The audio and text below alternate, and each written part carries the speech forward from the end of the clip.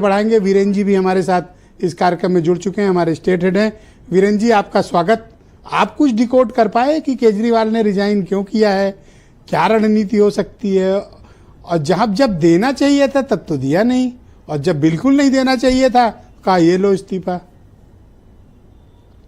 देखिए, दिल्ली में ज्यादा वक्त चुनाव का बचा नहीं। वो चाहते हैं कि अक्टूबर में चुनाव हो, और मुख्यमंत्री पद से केजरीवाल अपनी इच्छा से इस्तीफा देना चाहते थे। शायद उनको इंतजार था कि वो जेल से बाहर आए और वो खुद ऐलान करें कि वो मुख्यमंत्री पद छोड़ेंगे, भाजपा या किसी और पार्टी के मांग पर नहीं छोड़ेंगे।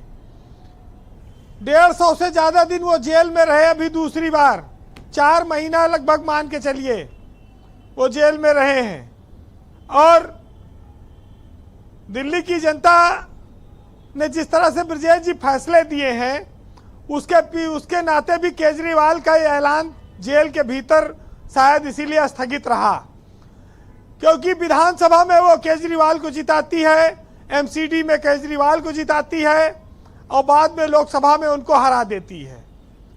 अगर वो जेल के भीतर रह के इस्तीफा देते जी तो शायद पता नहीं विधानसभा में वो दोबारा लौट पाते कि ना लौटते। 28 दिन के बाद फिर वो बहुमत की सरकार लाते हैं, फिर वो बहुमत की सरकार लाते हैं। तो अब वो एक ऐसे राज्य के मुख्यमंत्री रहे जिसके पास कहते हैं ना कि नाखूने नहीं था कि बाल भी नोच सके, सर भी खुजला सके, न ब्यूरोक्रेसी थी न पुलिस थी। हम एक ऐसे व्यवस्था को देख रहे हैं जिसमें मुख्यमंत्री पद अपने आप में बड़ा चकरगिन्नी बना हुआ है, हास्यास्पद सा है, क्योंकि न वो आईएएस अफसरों का तबादला कर सकता है और ना ही वो पुलिस को कोई निर्देश दे सकता है। ऐसा मुख्यमंत्री पद लेके कौन सा आनंद और कौन सी ऐतिहासिकता स्थापित की जाएगी या कौन सा विजन तैयार होगा, कुछ समझ में आता नहीं है। असली मुख्यमंत्री तो एलजी है, उपराज्यपाल। तो ब्रजेश जी, इस बात को भी सोचना चाहिए कि क्या ऐसे राज्यों में मुख्यमंत्री का पद रखा जाए या समाप्त कर दिया जाए, क्योंकि जब मुख्यमंत्रियों को कोई अधिकार ही नहीं है तो क्या करेंगे। केजरीवाल रात भर राज्यपाल के घर में सोफा सोए थे, आपको याद होगा। वहां धरना प्रदर्शन दिए कि भैया कुछ अधिकार बढ़ाओ, फाइल क्यों नहीं करते हो। तो जब मुख्यमंत्री पद हो तो फिर अधिकार भी हो, पद का मजाक न बने, ये भी चीजें देखनी चाहिए। वैसे अदालत से जब उनको कोर्ट से जमानत मिली तो इतना प्रतिबंध के साथ मिली है कि वो इस्तीफा न देते तो क्या करते। भाई, ऑफिस जा नहीं सकते, फाइल पे दस्तखत कर नहीं सकते, मंत्रिमंडल का विस्तार कर नहीं सकते, तो फिर करें क्या। सरकारी कोई मीटिंग कर नहीं सकते, तो फिर उससे अच्छा है कि जब दस्तखत नहीं कर सकते, कुछ नहीं कर सकते, तो फिर घर में बैठ के मूंगफली छीनो, बीबी से बतियाओ, एकरे अलावा और क्या बचता है। तो ऐसे अच्छा है कि कोई और बन जाए, कम से कम ओकरे ऊपर अदालत के प्रतिबंध न लागू होए। तो केजरीवाल ने भी यही सोचा कि चलो अभी सब मुक्ति लिया जाए और दिल्ली की जनता को एक मौका दिया जाए। अगर केजरीवाल सत्ता में लौटते हैं तो रिकॉर्ड बनाएंगे चौथी बार मुख्यमंत्री बनने का, यह भी एक बड़ी बात है। वैसे भाजपा की तरह तो देखिए सिस्टम है नहीं यहाँ पर केजरीवाल के पास।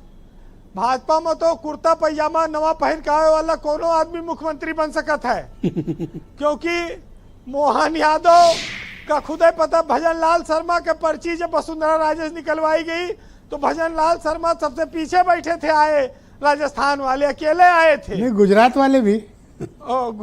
गुजरात पता नहीं कहाँ से खोज के ले आते। छत्तीसगढ़ में तो बीजेपी में तो भाई किसी की लॉटरी निकल सकती है, और उसके पास देश में कई राज्यों में सरकार है, कई मुख्यमंत्री बना सकती है।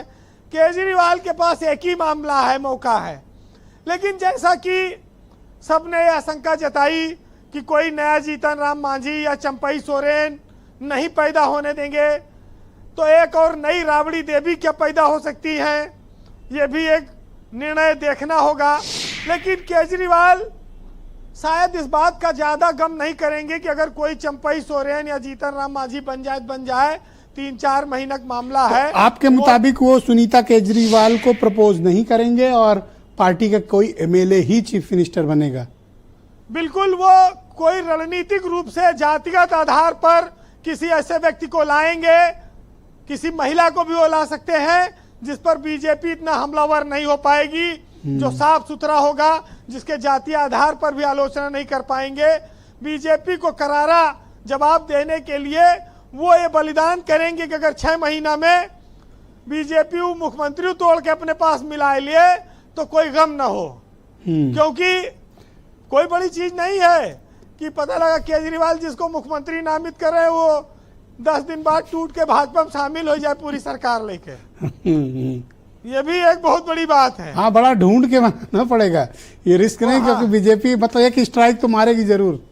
हाँ निश्चित, लेकिन देखिए जो योग्यताएं हैं वो कर्म से पैदा होती हैं, और हर व्यक्ति जीवन में जब पैदा होता है शून्य होता है, लेकिन अपने कर्म से वो आगे बढ़ता है, महान बनता है। और इस देश में ऐसे तमाम उदाहरण मौजूद रहे हैं, बस खाली वक्त के करवट बदलने की जरूरत होती है। जी तो केजरीवाल हो या भाजपा, सबका अपना अपना एक वक्त है। और वैसे एक चीज कहा जाएगा, ये जरूरी है कहना, कि एक समय था कि जब हमारे देश में मंत्र काम करते थे, एक समय आया जब तंत्र काम करने लगा, फिर एक समय आया जब यंत्र काम करने लगा, और आज का समय है कि जब षड्यंत्र काम करता है। तो बड़ी ऊंची लाइन कि जब तक सच अपने घर से बाहर निकलता है तब तक झूठ आधी दुनिया घूम चुका होता है। षड्यंत्र के पास बहुत सारे हथियार हैं और वो इससे किसी को भी गिरा सकता है। जी, कंक्लूड करें। साहित्यकार ने लिखा है, सुनिएगा जी, कि इरादों को माप सके, वक्त के इरादों को माप सके कोई, किस जिगर की है औकात, अंधेरा समझ खो दी अक्षर, चमकते तारों की सौगात। जी, हमने समझाया पर वो समझ आ रहा हूँ आनंद जी, हाँ प्लीज वेट। हाँ, कह भी दिया जिसे कान सुन न पाए, अपना मिजाज है उल्फत का इलाज, दुश्मन ने मारा पर हम मर न पाए। और याद करो तुम बीता जमाना, तुम्हारी सजा बनी मेरा खजाना, और सब कुछ नहीं है हाथ तुम्हारे, दुनिया चलती है रब के सहारे। बहुत शुक्रिया वीरेंद्र जी, बहुत बहुत धन्यवाद आपका ग्राउंड जीरो से अपना फीडबैक, ओपिनियन और पॉलिटिकल ऑब्जर्वेशंस हम तक पहुंचाने के लिए आपका बहुत बहुत धन्यवाद। बहनों भाइयों, इस परिचर्चा का दूसरा चरण प्रारंभ कर